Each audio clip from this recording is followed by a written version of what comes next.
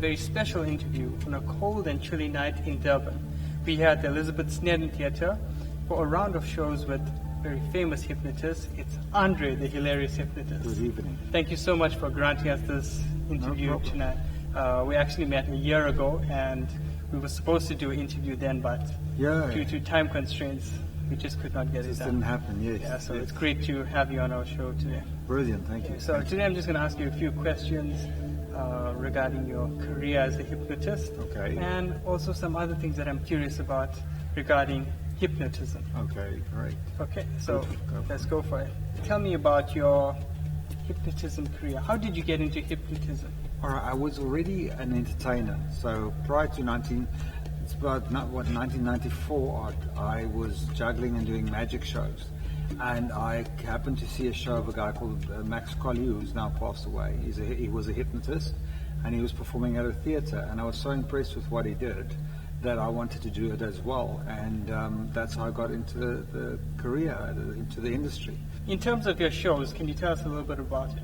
Well, what the show entails is volunteers are invited from the audience, they're hypnotized, and they then get to do various odd, strange, weird and funny things to the amusement of the audience. You've been doing this for over 20 years, you say? Yeah, 25 years. This is my 25th year that I've been performing on stage. It's probably my 30th odd year that I've been doing hypnosis show, but my 25th on stage. What is the process of preparing one for hypnosis? For example, you invite somebody on stage. What do you do to prepare them for the hypnosis? You see, when the person comes up on stage, when he volunteers, he's already theoretically hypnotized himself.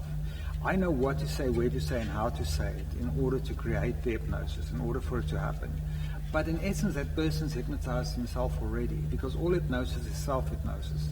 So you hypnotize yourself and you bring yourself out of it. So I don't have to do anything at all. It's the people that come up on stage, they just have to put themselves in that state of mind. And I'm just actually a guiding voice, that's all. And that's how I create that state of mind. Like last year's show, we saw some people who came for previous shows, and you didn't have to do literally anything. You just had to kind of shout sleep, and they were asleep. And they go, and you get that. Now, once again, because those people know what it feels like and what to expect, they go under very easily. Have you ever had problems like a certain participant? Yes. They are problematic in terms of you putting them under hypnosis in the past? Well, you know what? Every show is different. So that's the nice thing about my shows. Every show is different. So you never know what you're going to get. I mean, sometimes we have people that don't want to go under. Some nights we have people with a whole show where nobody goes under. Other nights, like last night, we have 12 people up on stage. More than enough volunteers to make the show work, So it varies greatly from night to night, If, for example, 12 people don't go under, right? How do you combat that when you have a full audience of people? How do you? I think that's where professionalism comes in. I know what to do and how to do it and what to say and how to say it. And so, for the most part, if you get volunteers up on stage, you're going to get a show. It's just to make sure that you get volunteers taking part in the show. What's the difference between mentalism and hypnotism? Okay, there are two forms. There's magic, mentalism, hypnotism, ventriloquism. So mentalism is a complete form of its own. It's more based on mind reading, and for the most part, most of what you see is fake. It's actually just magic tricks that they utilize in order to do it. Whereas hypnotism is genuinely affecting the brain. It's making a person go into a trance-like state and then getting them to perform a certain action. So with hypnotism, the person has to be willing to go under for it to work fully. Yes. In my experience last year when we did the hypnotism on stage, when you put me under, I kind of gave myself fully to the process and to the show. And when I was under, I was aware that I was under. Yes. Is that something that's common? Correct, yes. You're fully aware of what's going on around you, and you can still make conscious decisions, but you choose not to do so. That's the only difference. Yeah. You know what? Hypnosis works on suggestion. I give you the suggestion, you accept the suggestion, you then perform the suggestion if you accept it. And that's exactly what happened with you. You accepted the suggestion, so you knew there was something that was going to happen, and it's called a posthypnotic suggestion. So it's still there in your brain, and it's still waiting to happen, and it needs an activation in order for it to happen. That's how or why we can make people stop smoking, biting their nails, and all those things. We can use hypnosis for that, based purely on the same principle. So you're saying also that hypnosis can be used for therapeutic, It can be used for therapeutic purposes, and to help people to better themselves Yeah, and behavior yeah. patterns. Most I've actually seen Tony Robbins do something like this, where an individual had a problem of stuttering, Yes. and he put him under some hypnosis, and he gave him a few suggestions and kind of like encouragement almost. And almost in a few minutes, the individual person who was he put fine. under hypnosis stopped stuttering. Yeah. Can you tell me a little bit about those, how it works therapeutically? You see, therapeutically, I'm not the expert in therapy, purely because I don't specialize in therapy. Therapy takes 3 or 4 sessions, and you also need to, you need a therapist, a psychologist, psychiatrist.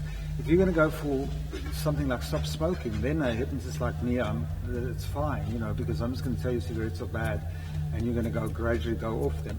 But if you're looking for therapeutic hypnosis for things like stuttering, it's always better to go to a psychologist or psychiatrist and seeking the consistent treatment, because it's not going to go away in the first session. And in terms of behavior patterns, like Same thing. Same thing. You can remove behavior patterns very successfully, but because they are already repeated, they're very likely to come back, because our brain works in patterns, and it just takes the activation of one pattern for us to once again have the same problem. So you would need more than one consultation in order to get rid of the problem. That's excellent. So, do you think that in tonight's show, Yes. what do you think the outcome is going to be? I don't have an idea. You You know what? There's not a show. I walk up on stage at night and I don't know what's going to happen. Every show is different. I walk up and I give it a try, and some shows are brilliant, some shows are boring. So some shows are funny, and some of the volunteers do incredible, and some of the volunteers terrible. I really never know what to expect. Do you actually like that? Like it that It way? does, yeah, because it keeps the career fresh. You never, it's not like a comedian that comes up with the same material every night.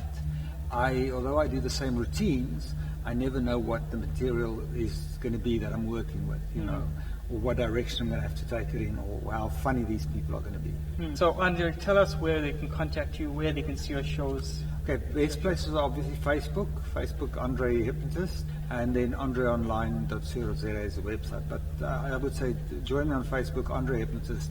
You're going to get all the video clips there. You're going to get the dates, the tourism dates. You're going to get to see some of what we do in the show. It's updated daily, so it's well worth visiting. And upcoming shows? Currently in Durban, then from Durban we go to East London and Pietermaritzburg, and then to a place called Kuruman, which is a small little town in the middle of the Northern Cape. So quite a few shows left for the year. Excellent. Okay, so that's Andre the Hilarious Hypnotist. He's here in Durban for a round of shows, and he's moving across the country also for more shows. So if you like him, you can see him on the information below.